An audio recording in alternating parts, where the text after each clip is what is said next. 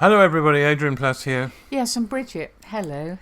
So, number 128 in Sounding the Shadows. Yes, and of course when we first thought of that title, we were thinking of Paul in a boat and trying to work out how deep the water was. And I was driving along the road this evening wondering how deep the water was. It's so wet in the UK today, and it's one of those dark nights, and the spray coming up from the car. And having had a car that was disabled by the computer going through water and completely ceasing to function, we know what water can do to cars. Well, that was extraordinary because you said it disabled the computer, but I think it just made the computer go wild. What was happening was we were driving, weren't we, through a little Yorkshire lane and through this horrendous water that we couldn't avoid because the lane was so narrow. And do you remember what happened was suddenly the windows started opening and shutting. The wipers started swishing backwards and forwards. Lights were coming on and off. The whole computer was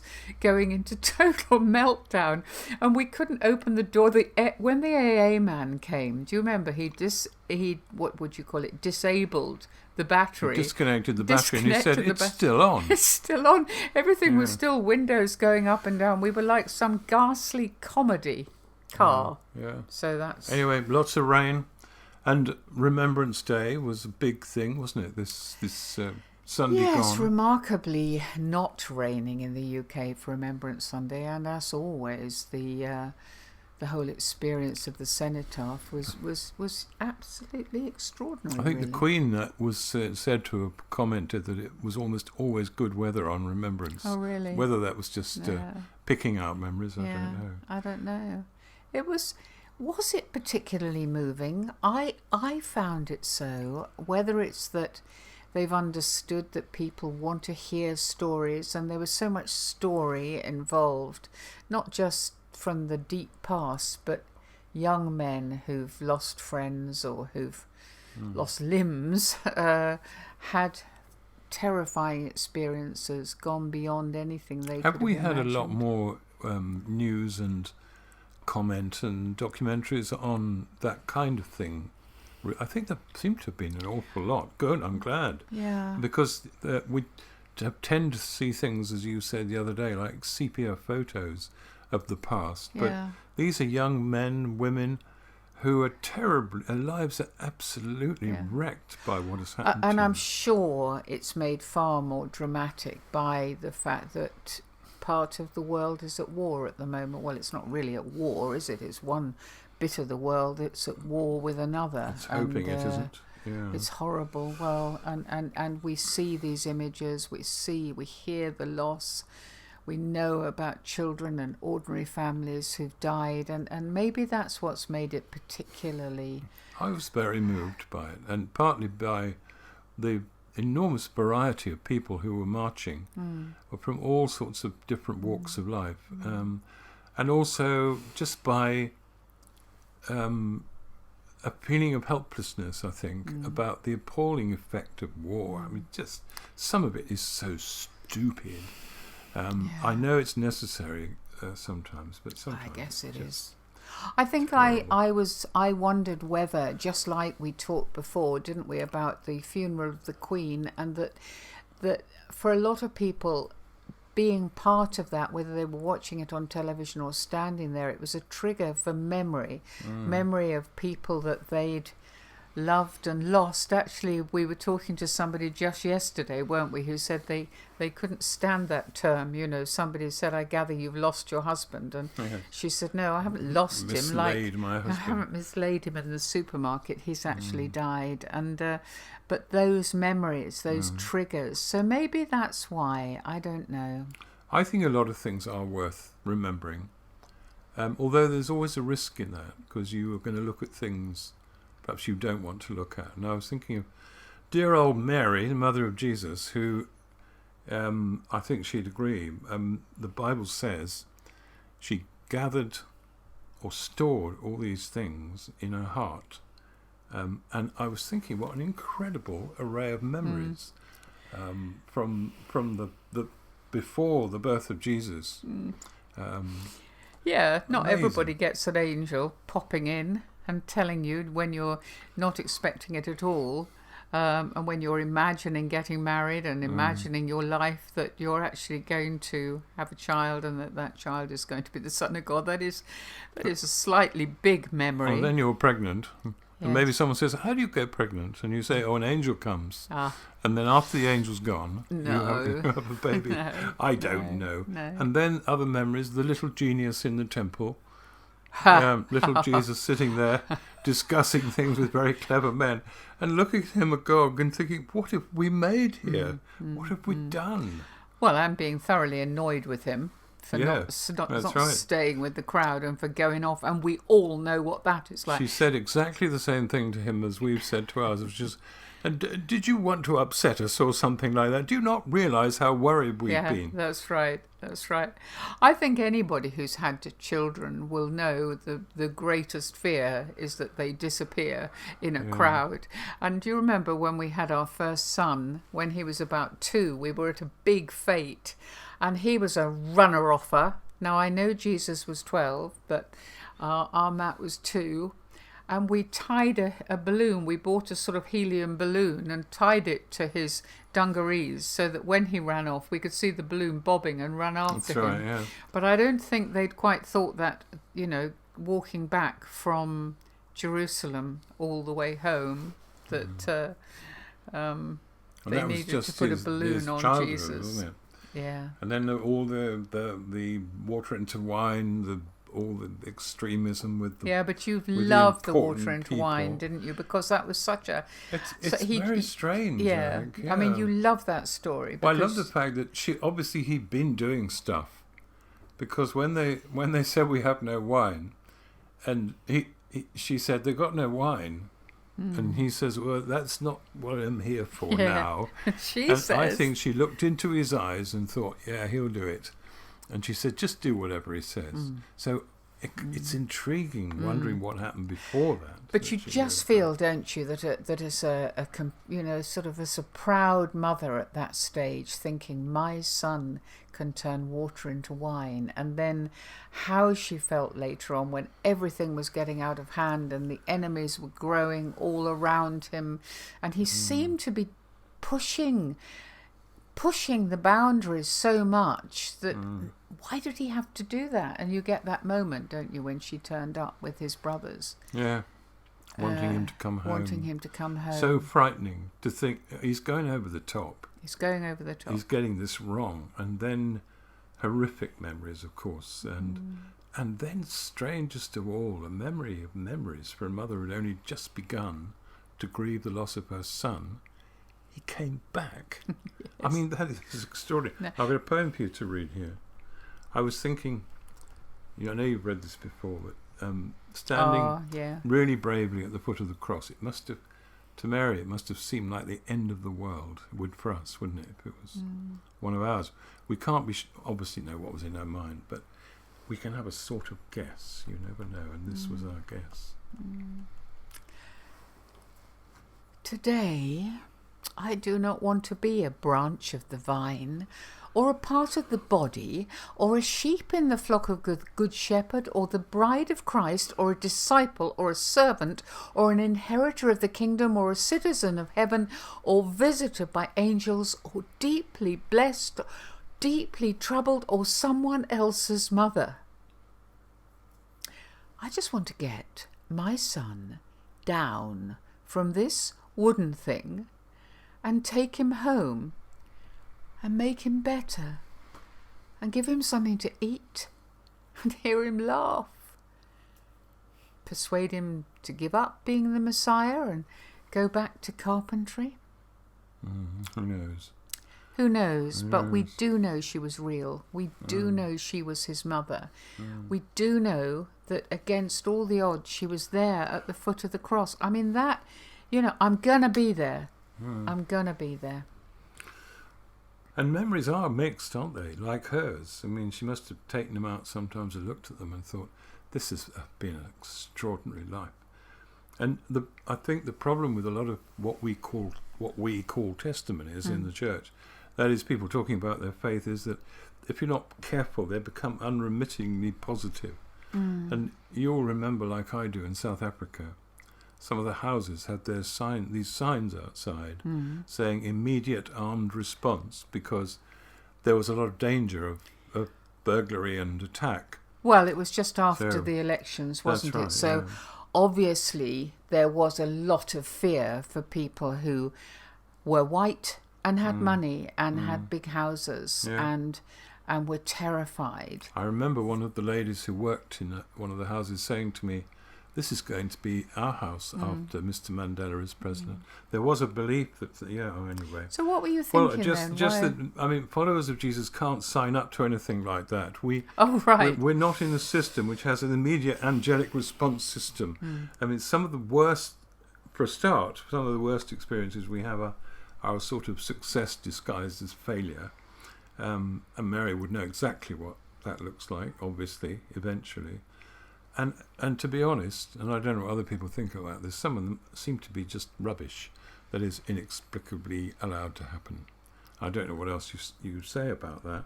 No. But I do know the truth is important. Something we sometimes do with people to try and uncover some of the truth.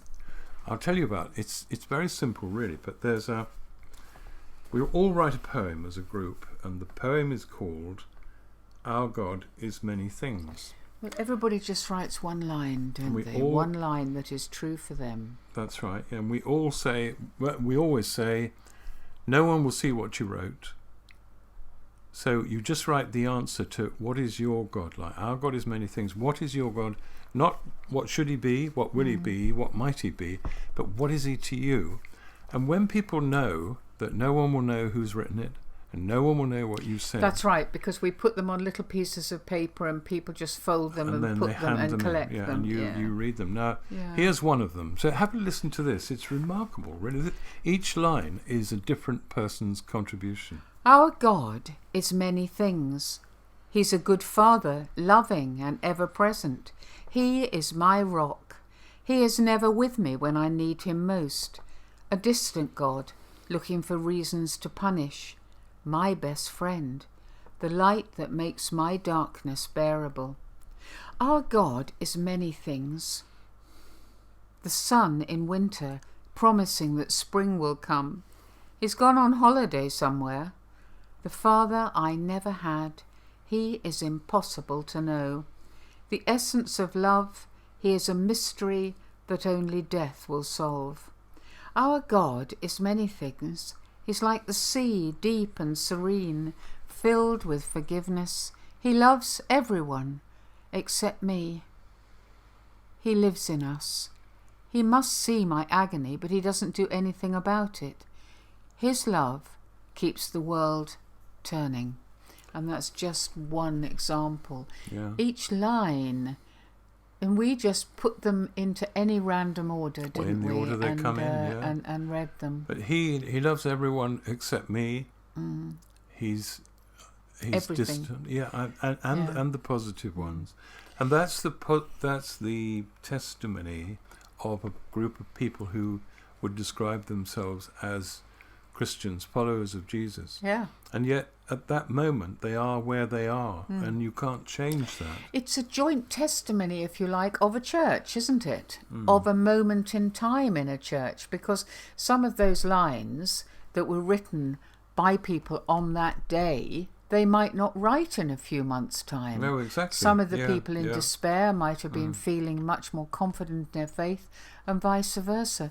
But one of the problems you said, Adrian, about testimonies being positive, I think that's all of our responsibility, because we tend to say, oh, that's wonderful, you need to share that when something good has happened.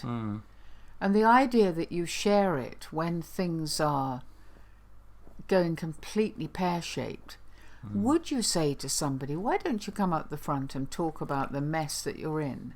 Well, obviously you wouldn't, because that is often a very private thing. Well, but, I think I would always say to people, try to give the whole picture if you can, because it would be helpful to other people who are going through stuff. But I don't think we should be too keen on decluttering too much when it comes to memories, because you don't know what. I don't think the truth is ever wasted. I mean, the truth spoken by those people in that one example, of many times we've done that, can be very, very encouraging for others. I mean, I remember I was reading the other day in a book called Clearing Away the Rubbish. It's something I wrote about when I was just 16, and I was really caught up with being a Christian. And in church, it felt wonderful. I remember at the end of services, I would say all sorts of extravagant things. I'd feel them. It wasn't I didn't feel them. I did. But I went home and God didn't come. And I sit in my house thinking, where's he gone? Yeah. I had no understanding of the fact that I as a relatively broken specimen of humanity, had a long way to go before I was able to perceive what this thing that I discovered was really about. And there are other memories of that kind, aren't there? Yeah. Well, of course there are times when things seem a disaster. I mean, gosh, trouble is I can think of a few, but I mean just one is getting pregnant at the age of 40. And I mean, you said about Mary getting pregnant. Well, when we knew that by the time I was 41, I was going to have our fourth child, that wasn't a great moment, was it? Because you'd had to stop work because you'd had this terrible stress illness. We had no future, we had no job, we had no church, really. And there I was pregnant, having just finally, got a full-time job that was going to support us. But actually, we didn't know. We didn't know. And we wouldn't have not had our daughter for all the world. So you don't always know, but it is all right to remember how you felt and to tune into that. Because that is going to be real for somebody else. And not everything does turn out to be okay, as you said. I got one more poem for you to read, and it is about Mary again. And Mary's memories, when you think about it, they were the memories of a mother. But later, she became a follower of Jesus. This is the strange tension. I think she probably already was. Well, I don't know when she became one as we would think of her becoming one, but she was one, yeah. And a disciple. But I was thinking about her joy in the resurrection of Jesus was unique. No one else could possibly know how she felt, and it was complex in a way no one, including the other disciples, would ever be able to understand. And this imagined well, I like this poem because it's as though she's in heaven now, looking back. She starts by talking about people who are around now, really, and the way they talk about Jesus. The famous Christians. Yeah. Read this one. It's called With the Rest. Those real-life, legendary, famous men who ate the Sabbath corn with him 1,000 puzzled memories ago are far more confident today. They play their humble trumpets in the marketplace, clarion the truth how Jesus was and is the image of his Father, full of love and grace and truth. And yes, of course, he was and is his Father's Son, the Holy One, the Saviour. Yes, of course he was. Of course he is. And yet, that baby, once so closely mine, that baby who became a boy, a man, and much, much more, inherited from me the things my mother's heart loved best. His nose, his ears, that way he had of lifting up his chin when the road was getting rough. Such special joy to see these sweet, sweet things all risen with the rest. Not much perhaps, but privately, for me, enough. Something we can't even begin to imagine, isn't it? It is, but it is lovely that those odd moments of words that should tell us that she was still around. She was still around in the upper room praying with them. When the Spirit came. She was still around when the Spirit came, and that is tremendous. Still around when stuck in. Yeah, no, absolutely no. Yeah, impossible to understand. But she's a great role model, not because she got everything right, I think, but because she stuck in there. Yeah. And she'd promised she would. And obviously it got difficult at times. Yeah. And taking out those memories and putting them on the table, as it were, and looking at them sometimes must have been a very strange thing. Yeah. Anyway, maybe it's worth looking at some of our memories and seeing what they're worth. Anyway, Yeah. there we are. We'll see you next week. We God will. bless. Bye-bye.